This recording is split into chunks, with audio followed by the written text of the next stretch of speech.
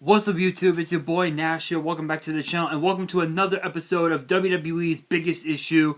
This week's episode is going to be it's going to be interesting to say the very least. I know I may have said that in some of my other episodes, but this one is going to be interesting because this one is it's going to be controversial to say the very least. And what I mean by that is this is going to be very interesting. So what am I talking about? Booking the wrong main event. Now, why would I talk about that, you may ask? Well, it's simple. When it comes to pay-per-view main events, when it comes to pay-per-views, the last match of the whole card is always the most important one. Obviously, especially in 2020, the main event matches have actually have been incredible. So when you look at the first pay-per-view that we got of 2020, which obviously was NXT UK TakeOver Blackpool 2. The main event was Walter versus Joe Coffey for the NXT United Kingdom Championship, and even with Alexander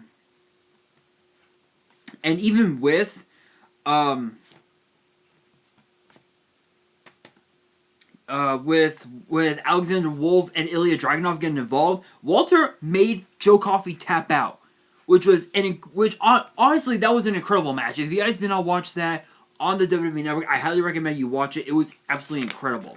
Another good prime example of a perfect main event, or I guess a great main event, was obviously Imperium versus the Undisputed Era. You look at the Royal Rumble. Drew McIntyre winning the Men's Royal Rumble. Charlotte Flair winning the Women's Royal Rumble as well. TakeOver Portland by turning on Tommaso Ciampa. Johnny Gargano helped Adam Cole retain the NXT title. That was like some incredible booking. That was booked perfectly because Gargano, we all know that Johnny Gargano needed that heel turn. He had a heel turn before, but it completely backfired in the end. Super Showdown was kind of an odd one. Was kind of an odd pay-per-view because Goldberg ended up pinning the Fiend with a jackhammer to win his second Universal title. That was, I guess that was booked okay, but they could have done better honestly with that one. And then of course WrestleMania, 2 nights. It was a 2-night event. The first night, Undertaker beat AJ Styles in that Boneyard match. And on night 2, McIntyre pins Brock Lesnar to become WWE champion. And originally we were supposed to have had an NXT TakeOver Tampa, but unfortunately that did not come to pass as we actually had some matches that would have happened at TakeOver Tampa. Just to name a couple of the matches that were on that card, we had Keith Lee versus, I believe, Dominik Dijakovic, or I guess T-Bar now on Retribution, and Damian Priest for the North American title. We had Timothy Thatcher and Matt Riddle against the Undisputed Era for the tag titles. Money in the Bank was a weird one because it featured both the men's and women's matches together. Asuka and Otis winning their respective briefcases.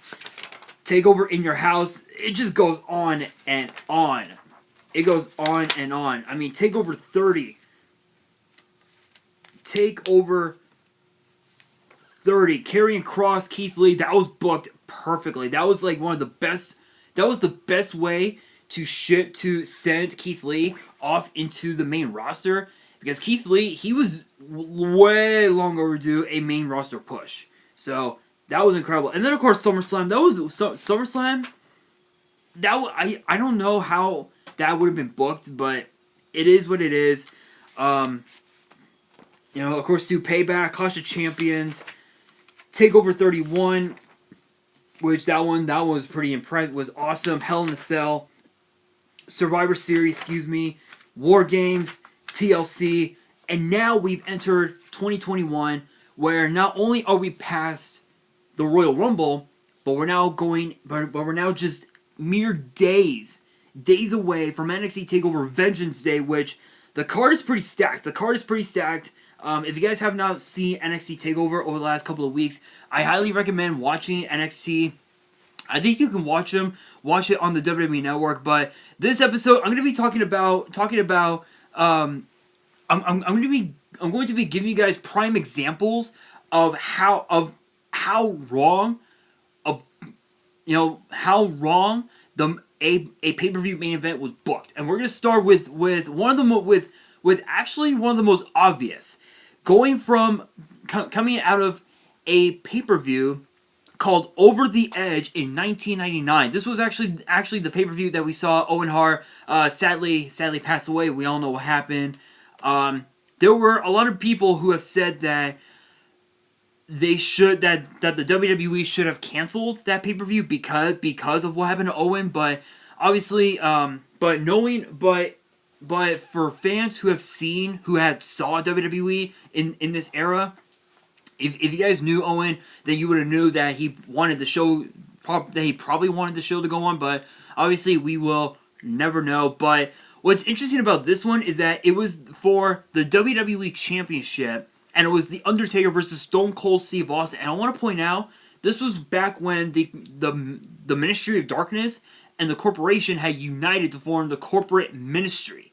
And what's interesting about this is that Austin has had his run-ins with The Undertaker over the years, and it's interesting because they booked it as Undertaker defeating Stone Cold Steve Austin with Shane McMahon as the guest referee, pinning Austin's shoulders with a fast count.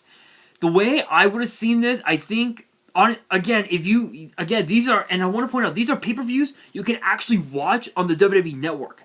To the best of my knowledge. To the best of my knowledge, you can actually watch these on the network, and you'll understand how poorly these matches were booked. The way I would have seen it, because I did watch the match on YouTube at one time. If I was creative, if I was a part of the creative team, I would have booked it as having Shane McMahon get his ass beat entirely, have a new referee come in, count Undertaker's shoulders 1, 2, 3, Austin retains the title. That's how I would have seen it, because the fans. Because keep in mind, The Undertaker, he was a heel. He was a heel at this era during this era in time, and I think if they would have booked it like that, things probably would have been different. It probably would have been different, but I do want to point out that Austin actually had his run-in, during this time, had his run-ins with Vince, with Shane McMahon, with The Undertaker, with The Rock, with so many people, that it all culminated at this pay-per-view. But again, because of what happened to Owen Hart, many people said that this pay-per-view never should have took place. Do I agree? Honestly, that's kind of hard to say. That's kind of hard to say because because with Owen Hart, I remember in 1998 at WrestleMania 14, he had suffered from a leg injury, and he competed at WrestleMania 14. Yeah, he actually did. It's interesting because with that match against Triple H for what was then known as the European Championship, now we have what's called what we now see as the United States Championship. Now they booked it as Triple H winning the title with the help of China, even though China was handcuffed to Sergeant Slaughter. But yeah, that's how they booked that match. This match, it was just pathetic, absolutely pathetic. Honestly, again, I kind of agree. Maybe the pay-per-view never should have took place. Obviously, because of what happened with Owen, but Um, but it is what it is. Another good prime example actually goes into Capital Punishment, a pay-per-view called Capital Punishment 2011. This actually took place in Washington D.C. and it was a one-time only deal. R-Truth versus John Cena for the WWE Championship. What's interesting about this is that John Cena was fresh off of defeating The Miz and John Morrison in a triple threat match at Extreme Rules in a steel cage match to win the WWE Championship. R-Truth kept saying, "Oh, he's never gotten a title shot, blah blah blah." But the funny thing is that R-Truth,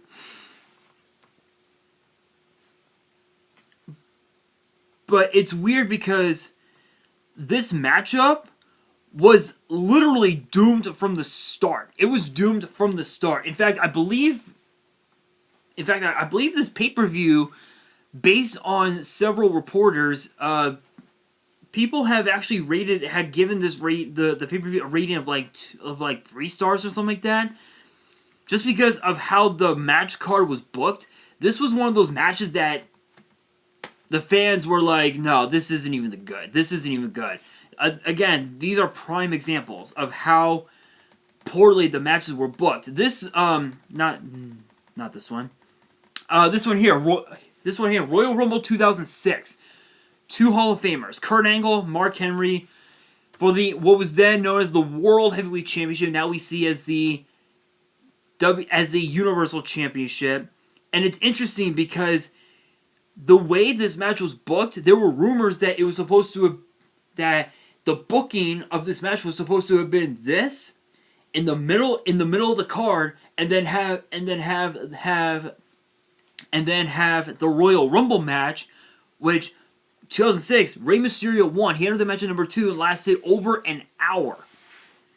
This match lasted a little less than 10 minutes and got a quick roll-up pinfall victory. That's it. That is it. Bad booking? Absolutely. Absolutely. Another prime example, and this is actually one of the most obvious. Again, another one of the most obvious. CM Punk versus Ryback, Hell in a Cell 2012. This is when we saw Brad Maddox basically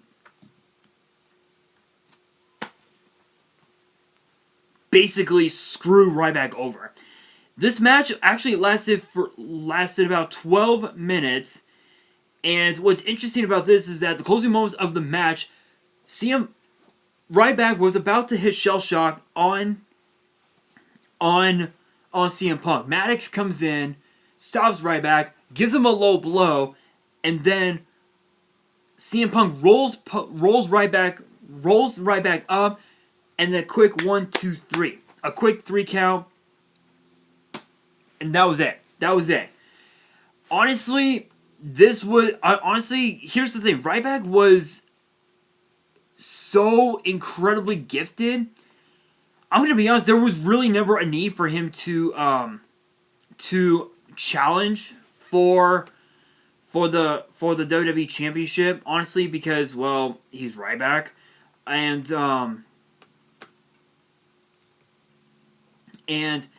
I think he should have. I think it would have been better at this era and time if he would have challenged for potentially the Intercontinental Championship or even the United States Championship, which would have been better for him. But it is what it is.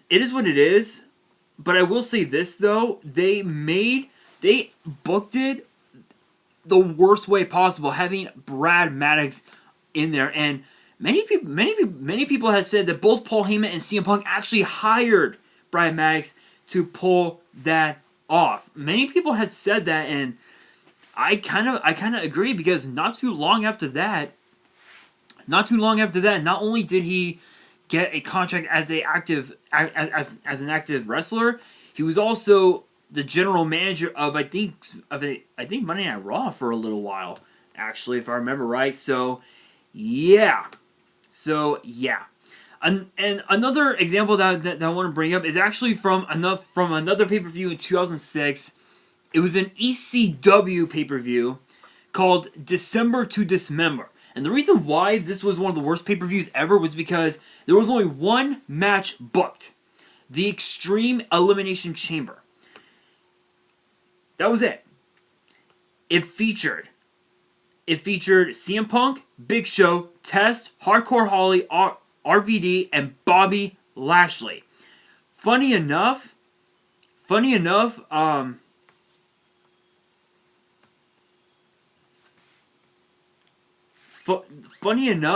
the ECW fans were more so interested in guys like CM Punk, RVD, and Bobby Lashley. So it was basically it's basically how you would want to see an Elimination Chamber match. Half the field, baby faces, half the field, heels. The heels were obviously Bob Holly, Tess, and Big Show. The baby faces were obviously RVD, Lashley, and Punk. Punk ended up being the first one eliminated, and which left obviously Big Show, Tess, Hardcore, RVD, and Lashley. And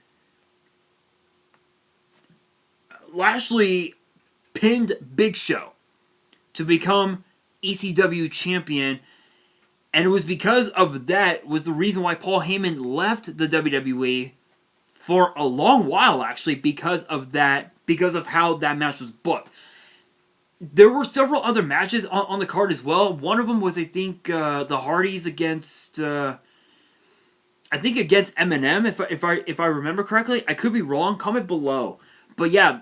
So as far as how WWE should avoid booking the wrong main event, I would say book rivalries that make sense, because there were some rivalries that made little to no sense at all.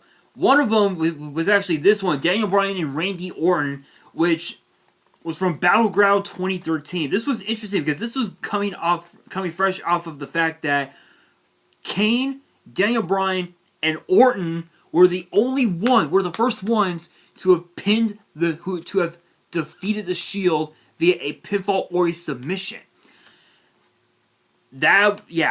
So the way I see it, if WWE, I mean, don't get me wrong, 2020 they have done incredible with the bookings. The bookings have been incredible, for with WWE, and even over on NXT as well. The way I see it, if WWE can keep that up, do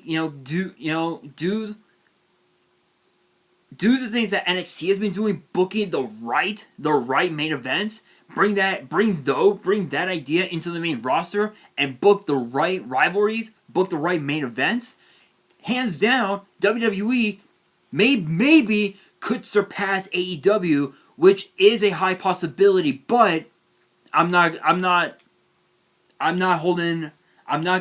saying that WWE is better than AEW. I'm not saying that at all. All I'm saying is that that WWE needs to take a page out of AEW's playbook, and take a page out of NXT's playbook, book the right main events. They did that with the men's Royal Rumble match, which obviously, again, from last Sunday, last week actually, Edge winning the Royal Rumble. That was very incredible. He needed that win because it was retribution for him. It was retribution. Some people have said, he shouldn't have won. Honestly, to all who think that Edge never should have won, that's your guys' opinion. But the only reason why you guys are saying that is because you believe that somebody like a Baron Corbin or a Dolph Ziggler should have won. Honestly, Edge, if you guys remember, Edge never lost the World Championship. He had to relinquish it because of his neck injuries, and he was taken out. He was retired for 9 years. 9 years. Compared to Daniel Bryan, who was only retired for 2 years? I want to say about 2 years actually. I say about 2 years, and both men have been doing great. So yeah, again, if WWE can book the right main events like they did, with the Men's Royal Rumble, like they're doing with Takeover Vengeance Day, which is Pete Dunne versus Finn Balor for the NXT title. I think WWE will become an even better standout than AEW, in my personal opinion. But that brings me to the question of the day. That brings me to the question of the day. What are your guys' thoughts on? You know what? I'm gonna do something different. Normally the question of the day would involve this video, but I've got something even better. Question of the day: what are you guys' thoughts on Edge challenging Finn Balor or Pete Dunne for the NXT Championship at WrestleMania? Let me know in the comments below. And that is going to do it for this video. Hopefully you guys enjoyed. If you did, make sure you guys smash that thumbs up button. If you guys are new to the channel and you guys want more episodes of WWE's Biggest Issue, which gets posted every Monday, make sure you guys hit that subscribe button and hit that notification bell so you guys do not miss out on any new content that comes your way. And be sure to follow me on Twitter and follow me on Instagram. All the links will be down in the description. And if you guys have any fan mail that you want to send me and want me to open up on the channel, because I will be doing fan mail this year in 2021, my address will be in the description as well. And on that, this is your boy Nash, signing out.